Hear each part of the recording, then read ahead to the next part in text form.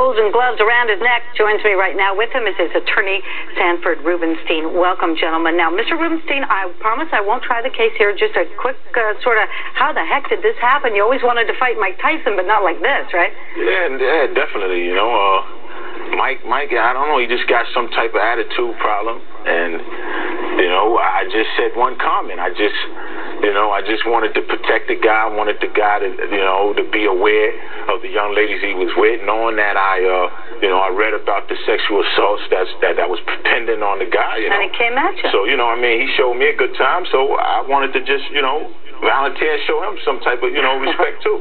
Now, Mr. Rubenstein, you have filed a lawsuit for $66 million. What are you claiming here? Well, the lawsuit has three components to it. First, a claim for the injury to his body.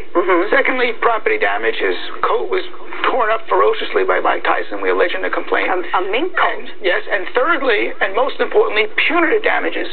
Most of the damages here are to punish, punitive, so that this becomes something that never happens again. A jury will decide how much Mr. Rose is entitled to for what happened to him, and that's our system of justice. And it should be appropriate in this case that a jury decides injuries for physical damage, for his property damage, and punitive.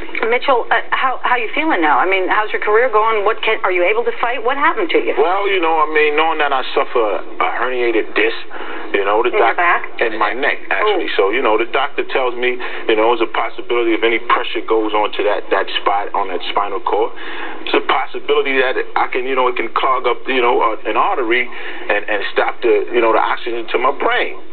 So, I'm very skeptical about fighting again. I was thinking about it, but I really don't know if that might be the right thing to do. Yeah, I'm not sure you want to take that gamble. Mr. Rubenstein, a lot of people have gone after Mike Tyson, and a lot of people have come away empty-handed and frustrated. What makes you think you might win? Well, first of all, once a jury decides this case and renders a verdict, we will then collect that verdict from Mr. Tyson with the remedies that are allowed in the law. But first, let's have a jury hear what happened on that day and make a determination with regard to what damages Mr. Rose is entitled to. Mitchell, what do you think when you look at him? I mean, here's a guy who had it all, has had so many things happen to him, really, that seem to be his own darn fault. Look at him here. I mean, this is a guy who could be riding high, and now he's like scraping for a place to have a heavyweight fight. What does this do to your boxing world?